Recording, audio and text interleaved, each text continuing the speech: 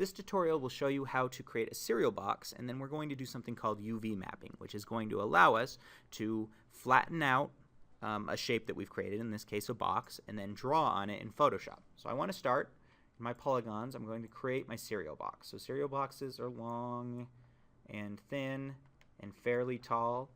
As long as it looks something like a serial box, you'll be fine. I'm going to drag it a little bit taller. Now the first thing that I want to do, when I bring something in, let's open up the Hypershade Perspective. New objects that are brought in always have this Lambert 1. So I want to change this because if I do all of this stuff on Lambert 1, then every new object that I bring in will automatically have Lambert 1 on them, and they will have my serial box image on each new thing. It's just kind of a pain, so I'm going to choose a new Lambert, Lambert 2. I'll double click on it, call it serial box, and then I'm going to click on my serial box and assign that material to that. So now this has serial box on it instead of that default Lambert 1. And if I forget to do that, that just makes it a little harder later on. So I'm going to do that right now. Now I'm also going to open up, I'll right click down here and open up the Perspective UV Texture Editor. A UV map is a flat rendering of your covering of the shape. And so in this case right now the box is gray, it's that default gray, and so you can see that gray in there. And if I click on a single face, you can see that this face is the same as this one right here. Now the problem is all these shapes, even though this one is long and thin, it's just been flattened out to all be the exact same size, and that's what things do by default when you create them. So the first thing that I need to do is I'm going to right click on this and make sure I've chosen the entire object. Up here in my Create UVs, I want to choose Automatic Mapping. And that's going to size them correctly on this map. Now the downside to it is that it hasn't placed them in any sort of order. So this is the front here, and when I click on them, you can see that one gets highlighted. This is the side.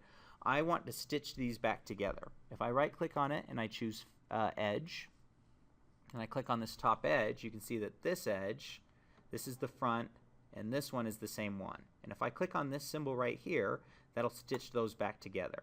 So now the front and the top are stitched. And I like to do this consistently. I like to start with my front face. I like to click on the top one and stitch them, which I just did. Click on the right side and stitch them. The bottom side, stitch. Left side, stitch. That leaves one more, which is the back. Here's my back. It's not really attached to anything right now. And as long as I'm consistent, I like to go around to the left side and stitch, oops, choose edge again, and stitch the back as well. So now it's like I've laid out this serial box. If I cut it open with scissors and just laid it out flat, that's what it would look like. I need to make sure that this UV map fits all inside of this top right quadrant of this square. So I'm going to select all of it, and I can be in face mode to do that. Select all of it, and the move tool will move it. And the scale tool will scale it. If I click that little yellow box in the middle, it'll scale it proportionally. And I just want it to fit inside of that space.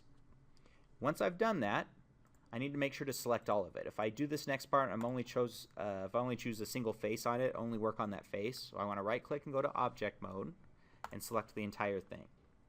Now I can go to Image and create PSD Network. This is going to send it to Photoshop. That's what PSD is. When I click on that, you can see that it's creating a new image inside of your project file. So it should be in your H drive in that project that we've made. If it isn't, that's going to cause some problems, so make sure that it is. And you want to make sure this is the name that it's given it, the new Photoshop file that's going to be created. It's going to link to that Photoshop file and look for it whenever it needs to know how to update the image. If you change this name in Photoshop, it will still look for Untitled _ P cube shape 1 and not know what to look for. So if you want to change the name of this, you have to do it here. So I'm going to call it Serial Box UV, or you can just keep that default name. I want to make sure that Open Adobe Photoshop is checked and that it's at the largest possible size. Now I also want to choose which of the attributes I want to do. So I could add a bump map, I can add transparency maps. All I'm changing on this box is the color map. So I'm going to click on color, forward that across by clicking that button, and my selected attribute is color. Now when I click Create, it will open up Photoshop and give me that shape. Now anything that I draw inside of this box, if I draw inside of this one, it's going to be on the front, this is on the back, on the sides. Anything out here won't show up at all. And so now I can start to bring things in to this. And I have to make sure that anything that I draw or anything that I add is inside of this Serial Box Color folder.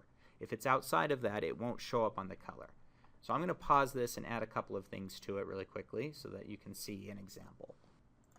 Alright, so you can see I've added a couple of things. I have like a Batman image that I've cut out. I wanted it to stop at the edge, so I can, if I draw something and it goes too far, if it goes past this line, the bottom part of Batman here is going to show up on the bottom of the box. So if I want to get rid of that, I can just use my selection tool, select that part, and hit delete, and that'll get rid of it. I can move things around with the move tool and adjust them. If I want to change the color, I can bring in a new layer and maybe just even paint it with the brush. So if I want this to be maybe a yellow background, that'll conflict with my font. Maybe I'll do like a dark blue or dark red. Let's do dark blue. So anywhere where I paint with this, I'll use the right bracket to make my brush bigger. And I don't even have to worry too much about edges because anything past this line here will not show up on the UV map. So I'll just color this in, and I want to add some stuff to the back too. You see that I've added some nutrition facts here that I can adjust, but the more things that I add, the better it's going to look. And that Batman goes onto the side here too, so I'm going to once again make a selection area of the parts I don't want and hit delete. I just need to fill in with, and I just made a new layer to do my coloring in because I don't want to cover up any of this other stuff. I made some text, I added some other things. I definitely want to put maybe some text or some images on the back too to make this look realistic, but I'm just trying to work a little quickly here. And once I've got this, I'm going to save it. I don't want to rename it because that'll goof it up. I just want to press Control S and save that file. Now I can go back into Maya. And when I click on this box, you should see now that the UV map includes the stuff that I've added.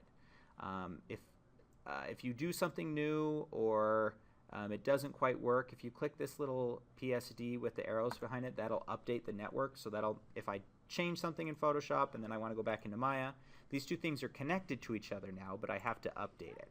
And the reason why I don't see it on my box here is that I need to hit 6 to turn on the texture maps. And now you can see on the front image there, so that's my front face, it's on there. On the side is my nutrition facts, and on the back I haven't done anything back here yet, so that isn't applied. But now if I go back into Photoshop and I add anything else, so let me put something on the back. So I found this amazing Batman maze on the internet, and I want to spend more time on it in reality, but when I add this to the back box and press Control S to save it, and then in Maya I just need to update that network, so you won't have to drag. But when I click Update Network, then now I can see it in the UV map, and over here I should be able to see it in the back. So I can move around here, and that is on the back as well. And so UV mapping allows us to add a lot of detail. It's fairly easy when a surface is a box, so it's flat all the way around. It becomes a little more difficult when these surfaces are rounded or have a lot of detail. But that is how you do that, and then we can add this cereal box as we complete all the sides. We'll add that to our kitchen.